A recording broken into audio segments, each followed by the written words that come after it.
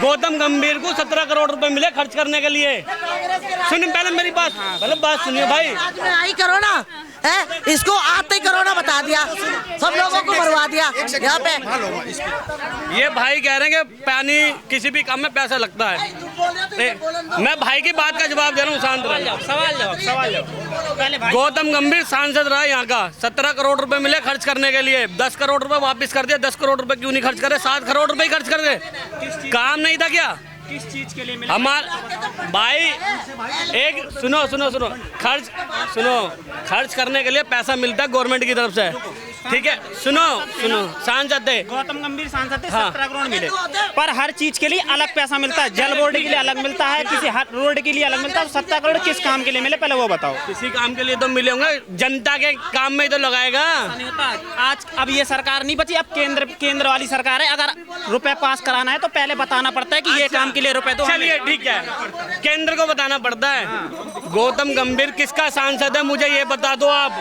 किसी का सांसद हो यार एक बात बताओ, मेरी बात सुनोगे छोटी सी। भाई केजरीवाल दिल्ली वालों के लिए बना है, ठीक है? दिल्ली वालों ने बनाया केजरीवाल को, ठीक है? अगर हमें कुछ काम पड़ेगा हम केजरीवाल से बात करेंगे, ठीक है? मतलब उसके, ठीक है, तो उसके अंदर दखल अंदाजी देने वाले केंद्र सरकार क्यों आ रही है भाई? बीच में जो एलजी को बैठा दिया, क्या एलजी को जिताया है? मेरी बात सुनो, एलजी को वोट दिए क्या? जो एलजी को सर पे बैठा दिया, क्या एलजी से ही साइन होंगे सारे? एक चीज सुनना, पता मेरी बात रोकी हुई है एलजी ने। मेरी बात सुनोगे भाई? अगर इस तरीके से स्टेज वाइज सरकार चलने लगी ना, तो हर ये पता क्या हो जाएगा? इसका मतलब हो जाएगा हम स्टेट वाइज ही अलग देश बन गया। अगर केंद्र बीच में नहीं आएगी तो स्टेट ही एक अलग देश के तौर पे काम करेगा। तो इसका मतलब तो हम उत्तर प्रदेश वाले $1 ट्रिलियन की अगर इकोनॉमी की बात करते हो तो हम तो अलग देश ही बसा ले। इसका मतलब हम मोदी को माने ही ना कुछ। योगी जी अकेले पावर रखते हैं कि अगर निर्दलीय भी खड़े हो जाए तब भी जीत जाएंगे वो। तो इसका मतलब हम केंद्र की बात ही ना माने, ऐसा नहीं होता भाई। केंद्र को मेन बीच में आना ही पड़ता है, तभी देश। केंद्र को जोड़ के कौन रखता है? केंद्र ही रखता है देश को बीच में। देश को केंद्र को जोड़, मतलब हर राज्य को जोड़ने वाला केंद्र है। पहले मेरी बात सुनना मेरी बात। हाँ, अगर केजरीवाल को कोई काम कराना है केंद्र से पैसा तो लेगा। अब हमारे जैसे उत्तर प्रदेश, हमारा उत्तर प्रदेश कमा के दे रहा है सरकार को।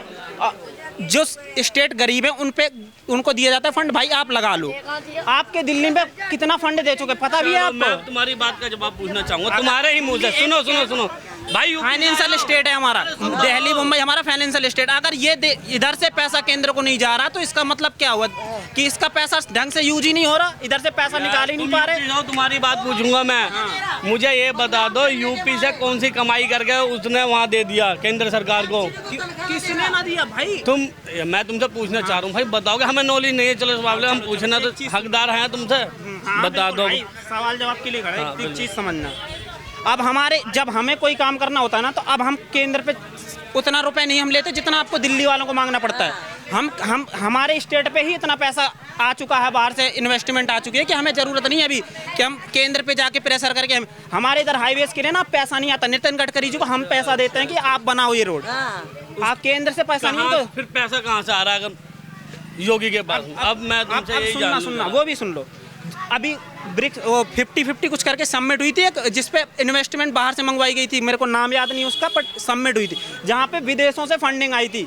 अच्छा, काम के लिए। अब मैं तुमसे व्यापार के लिए। हाँ, तुम कह रहे हो विदेशों से फंडिंग आई है। अगर बीजेपी के पास में फंडिंग विदेश से आ जाए, सुन लो मेरी बात, पहले मेरी बात। राम आ गया तो लोगों को मिर्चें लग गई कि राम क्यों जा दिया। और यहाँ पे अगर दिल्ली सरकार के पास में विदेश से फंडिंग आ जाए तो कहते हैं कि टुकड़े टुकड़े गैंग या आतंकवादी, बहुत सारी बातें खुल के